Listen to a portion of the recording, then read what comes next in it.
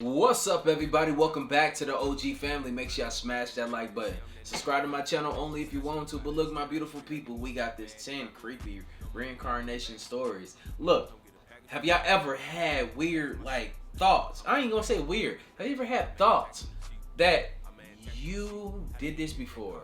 You've been here before. You've seen this, or you experienced it some other time. Look, man, let me know in the comments down below, have you ever had those sensations? But some people feel like they've been reincarnated. It might be, one of those facts that we've been here before. But let me know in the comments down below if you ever felt that way. But look, man, let's run this video right here to like 10,000 likes. And if you know somebody that you think have been reincarnated and you can look at the picture proof to tell, let me know in the comments down below. All this stuff is very interesting. None of us knows the truth. But look, let's get into this video right here without further ado. I used to think I had lived a past life. I wish I could tell you more than that, but the memory started to fade as I left childhood, and now I can't really remember it at all. Have any of you had a similar experience to that? That feeling that you've seen this all before, that you were another person once who loved and cried and lived and, eventually died. A few of you will relate to that, but once in a blue moon, someone is born with a much stronger version of that. They can remember names and faces. Sometimes they even still feel like their old self, and they refuse to accept their new life. It gets really, really strange. These are my favorite stories. I'm Danny Burke, and this is the top 10 creepy reincarnation stories. Starting off at number 10 now, we have the General. In 2015, retired Fire Chief Jeffrey Keane came across evidence which he suggested was proof that he was Civil War General John B. Gordon in a past life. Yeah, not everyone can say that. While visiting a Civil War battlefield, he was inexplicably overcome with emotion and had trouble breathing. At one point, he even thought he was having a heart attack. A while later, he spoke to a psychic. As they talked, he felt compelled to say the words, "Not yet."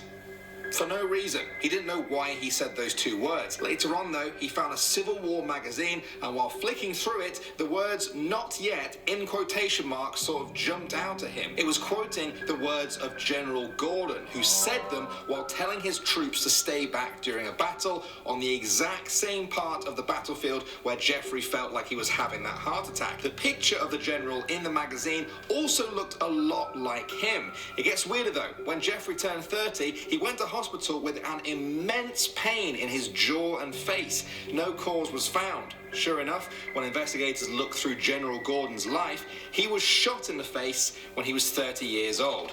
Get the fuck... bro, look, it's leading up to that. That's crazy. But the thing that I can't get out of my mind, though, is if we have to do life over and over again, I wouldn't want to keep coming back with that same hairline, y'all. That shit right there, look, I don't want to keep... Look, you argue me to death. I don't want to keep coming back with that same hairline. I don't want to come back looking the same way I did before. Give me an upgrade, God. Like, come on, man. I ain't got enough soul points to get me a decent body to grow up in. Shit. It could all be a coincidence, but it's pretty strange, don't you think? Next up at number 9 now, we have the Golden Age. Ryan Hammonds was a boy who, at the age of 4, began having nightmares of people and places he didn't recognize. After a few months, he began to describe the details of this. It sounded like he was remembering the Golden Age of Hollywood. Cindy became concerned that there was more to Ryan's nightmares than initially thought. Cindy looked through a book about Hollywood and was amazed when Ryan pointed to a man in a photo and calmly said it was him in a past life. A child psychologist interviewed Ryan and found that he accurately described about 55 details of the man in the photo, an actor and Hollywood agent who had died in 1964. One creepy thing that stood out was that first they thought Ryan had got the age of death wrong for this guy called Marty. He said that he was 61 when he died, the death certificate said 59, but it turns out that the death certificate was actually wrong and Ryan was right the whole time. How could he have known that? That's kind of weird. That's weird. Now we have the grand... And that's weird as hell, bro. Y'all gonna argue this man up and down. A little kid, bro. And he told you, bro, when he died. Crazy. That's scary. Father. This is a story of a boy called Sam who was studied by Dr. Jim B. Tucker of the University of Virginia.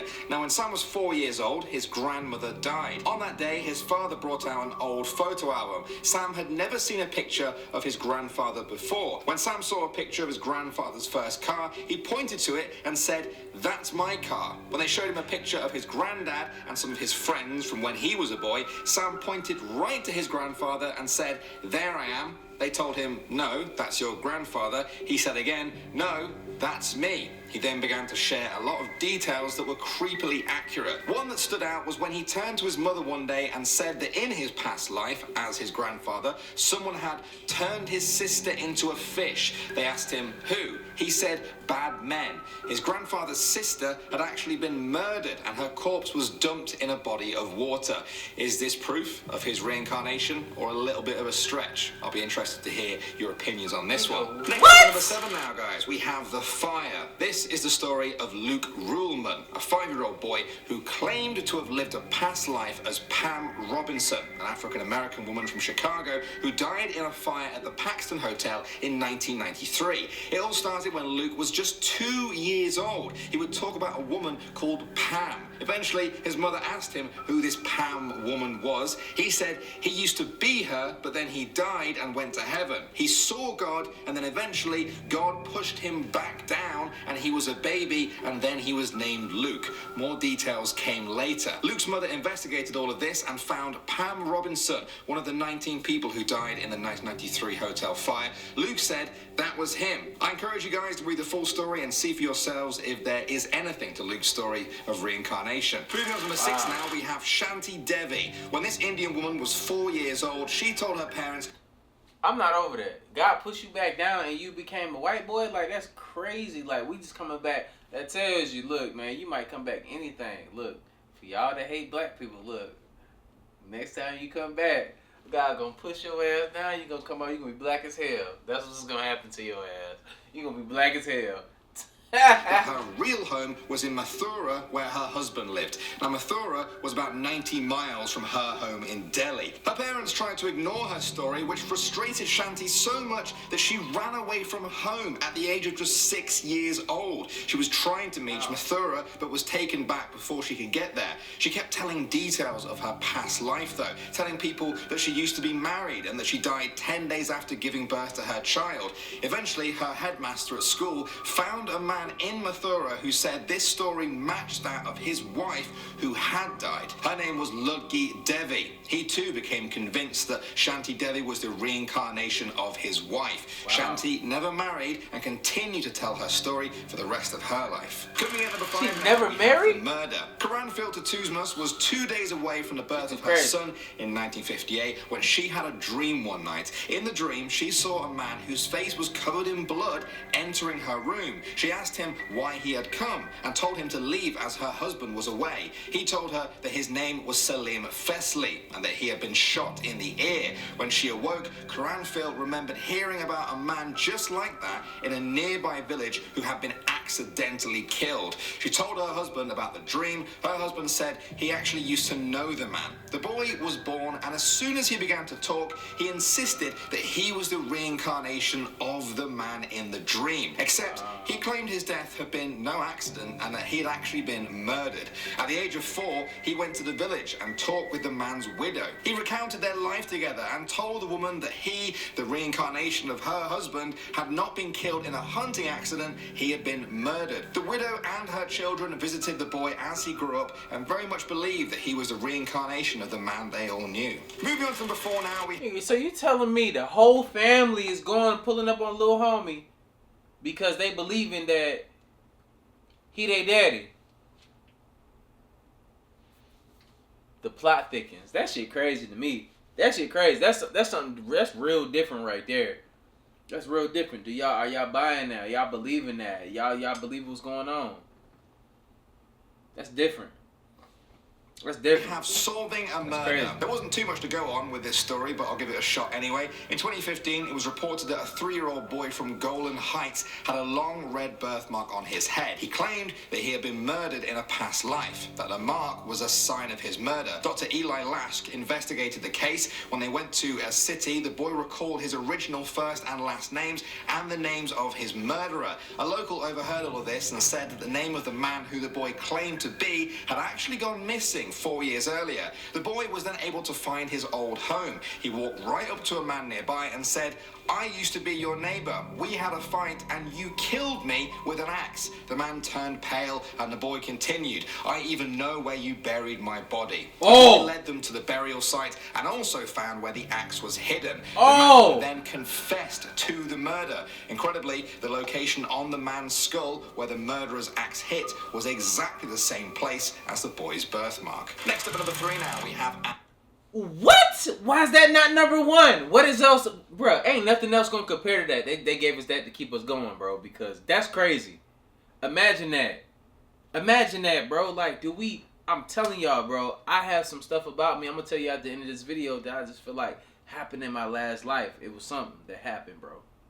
Anne Frank. There's a reason why you do the same Barbara things was you born do. in Sweden in 1954 to Christian Crazy. parents. Around the age of 3, she told her parents that she was not Barbara, but actually Anne Frank. She stopped acknowledging them as her real parents and told them that her real parents would come and get her soon. As she got older, she told them details of her life as Anne. Around age 7 or 8, she became very confused when her school teacher began talking about Anne Frank in class. She wondered how the teacher could know all these things about her. That's when she found out that Anne Frank was already a very famous person by then who had lived before, a victim of the Holocaust whose diary became one of the most important books in history. When she visited Amsterdam for the first time, she walked straight to Anne Frank's house without directions. Inside the house, she was stricken with anxiety. She broke out into a cold sweat and grabbed her mother's hand. She told her mother that the movie star pictures were still on the wall. Her mother couldn't see any of these. That's when one of the tour guides told them that they had been taken down for the day to be mounted on glass and put back up.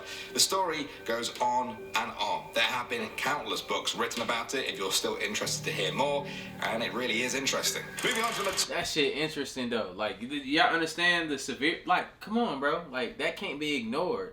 If this little child just knows that, bro, nobody's putting that into their heads where they can vividly remember these incidences and stuff with children, bro, that's happening with children. You can question them and you will understand what was going on because they're not hip to like manipulating and making people think this at such an early age as these children are. 2 now, guys, we have the Now, these Pollock vivid stories. Twins.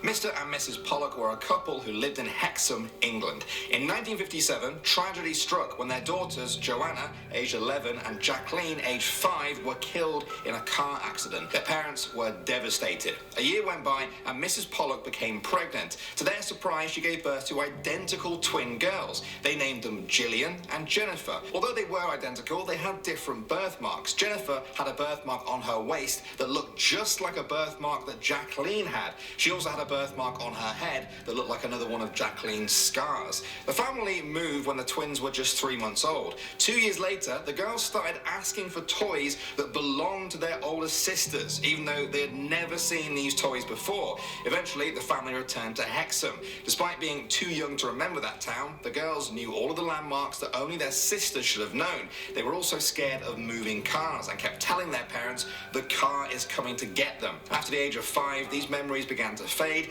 and the girls led normal lives. And finally, at number 1 now, we have Nazir Al-Danaf. In 2000, this boy's story was studied by Dr. Haraldsson, a psychologist from the University of Iceland. At the age of 1.5, he told his mother, "I am not small, I am big. I carry 2 pistols, I carry 4 hand grenades. I am a fearless, strong person. Don't be scared by the hand grenades, I know how to handle them. I have a lot of weapons, my children are young, and I want to go see them." The guns and grenade talk was pretty shocking as it was, but his parents didn't even know that he knew these words at this age. The boy also showed an unusual interest in cigarettes and whiskey. He asked them if he could go back to his hometown, which was 10 miles away. They had never been there. When they arrived, he directed them to a house and then jumped out of the car. He ran ahead with his father while his mothers and sisters talked to a local and told them about Nazi's reincarnation story. The man was stunned. The details matched his deceased father's story exactly. When Nazi returned, the man asked him questions about the house, which he all got correct. He got details about the family's history completely right too. He even found weapons on the property that he had stashed in his past life. They showed him a picture of the man who had died and asked Nazi who it was. He said, "This is me. I was big, but now I am small." All right, that's all we got time for. Bro, we gotta end the video like that. Like, that's lit. You gotta understand, like, that's crazy, bro. That's a crazy dope video right there. Have y'all ever felt like that? And I'm pretty sure that most people could come to this video and admit, bro, I've had something of a deja vu. I done felt differently about something. I felt like I've had this feeling before, even prior to even being in this situation. I'm pretty sure a lot of y'all can agree to that. But let's talk about this in the comments down below, bro, because it's not such a crazy thing. Stop letting people tell you that you ain't supposed to feel something. This ain't what you feeling. This isn't accurate, bro. Like, that's crazy. These things prove it. These are children. It's talking about stuff that happened to them in their previous lives. That's crazy. But look, man, I got more videos dropping for y'all. Look, make sure y'all got your notifications on so y'all can get these videos when they're super early. But look, man, I'll see you on the next video. Make sure y'all follow my stuff in the description down below. My gaming channel, vlog channel, everything is popping. But I'll see you on the next video. Like I always say, spread love because there's too much hate in this world. Love you guys. See you in the next video. And I'm out, though. Live.